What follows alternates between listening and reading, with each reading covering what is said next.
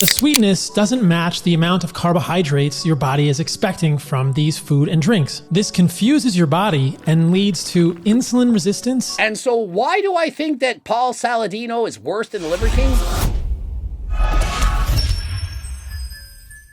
Coach Greg, and in today's video, Paul Saladino, he's worse than the Liver King. In case you don't know who this guy is, well, he was Liver King's partner. That's right, partners in crime. And so what is Paul Saladino all about? Well, unlike his name, Saladino, he doesn't eat salads, guys, carnivore, and so he's a meat eater. He's like the Liver King. And so he partnered up with the Liver King and thought, oh yeah, this guy, he's clearly 100% natural. No way is this guy on PEDs. I had my doubts that he was free of PEDs like so many of you, but on multiple occasions when I challenged him with this, I was told that the answer is no. Regardless of that, that's okay. This is not what the video's about. Well, Paul Saladino says artificial sweeteners, horror awful. And he says, I have proof. I found a study. Yeah, one study which wasn't even set out to see the effects of artificial sweeteners on weight loss. It wasn't even about that. And so of the thousands and thousands of studies, he finds the one study to prove his point.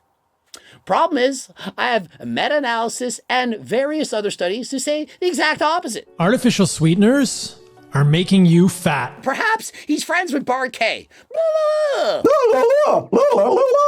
Artificial sweeteners have negligible calories. Think of that diet pop that you drank. 5 calories.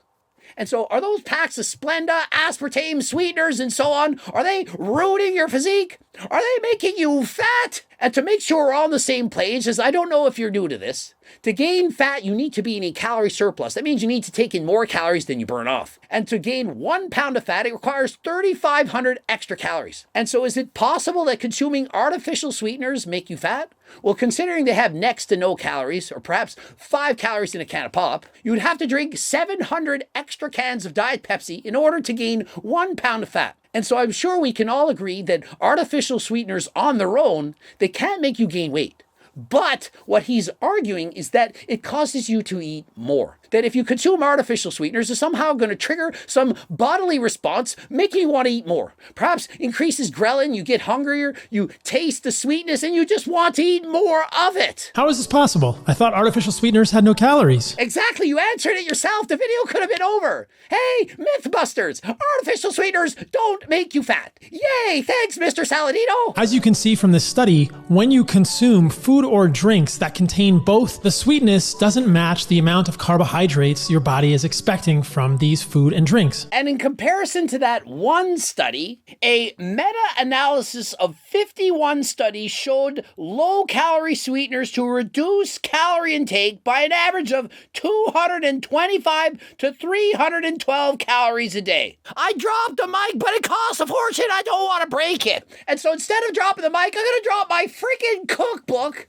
which is loaded with recipes that actually contain artificial sweeteners. Not all of them, but of course, several of them have artificial sweeteners in the recipes. And why? Why? Well, studies show that those who consume artificial sweeteners actually consume fewer calories. And when tracked longitudinally, that means during the actual weight loss program and after, those who consumed non-nutritive sweeteners such as Diet Coke in comparison to water lost more weight, felt more full, and following the diet, they actually kept more of the weight off. The reality of the situation is that those who are consuming artificial sweeteners are actually at an advantage over those who do not. Well, my personal belief is that artificial sweeteners, they act similar to GLP-1 agonists. You know, like Ozempic or semaglutide, popular weight loss drugs being prescribed to people who are diabetic or those trying to lose weight. And so consider the fact that if you're replacing regular calories from carbs with those of artificial sweeteners, you're automatically consuming fewer calories. And if that results to increased signaling to the brain that you're satiated and full,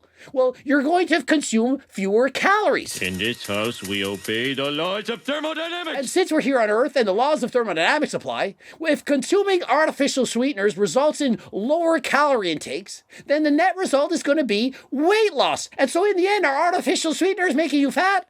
Of course they're not. And so in the end, you can take my word for it and that of a meta-analysis, or you can listen to Liver King's former partner, Mr. Paul Saladino, who cherry picks one study, not about weight loss, and says artificial sweeteners, they're the devil, horrible, oh my goodness. The sweetness doesn't match the amount of carbohydrates your body is expecting from these food and drinks. This confuses your body and leads to insulin resistance. And so why do I think that Paul Saladino is worse than the Liver King? Well, because with the Liver King, 95% of people knew the Liver King was pure cookbook. But in comparison, Paul Saladino, he sounds intelligent, he's quoting studies, and so far more people are actually believing the nonsense that he's spewing. And so let me know in the comments section, as so many people disagree on this.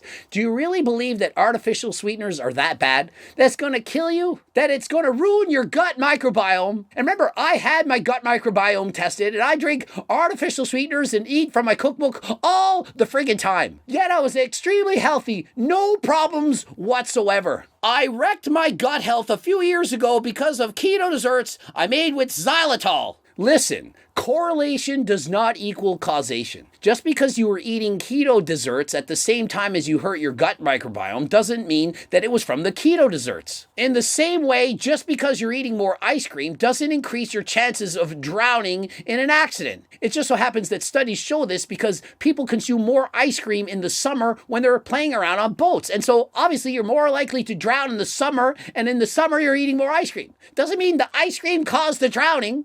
It's just the fact that it was around the summer. There is not enough people bringing up Paul and his claims when it comes to spewing falsehoods and lying. People go after Liver King, but Paul, IMO, is much worse. And so there you have it. It's backed up in the comment section. I'm doing a video, going through comments, bammo. Someone agrees with me. I made a video saying, Paul, worse than Liver King, and the people do agree. And so let me know in the comment section, who's worse? The guy who's a fake natty, or the guy who cherry picks studies and lies in order to deceive all of us? Looking to become a better butter burner, look no further than GO2 Max. This one has human studies. That's right, randomized, double-blind, placebo-controlled studies using actual human beings in the real world. 50% improvement in the 6-minute walking test score and increased NAD+ levels, which reduces age-related illnesses. And so if you're looking for the supplement that actually works on humans in the real world and is safe,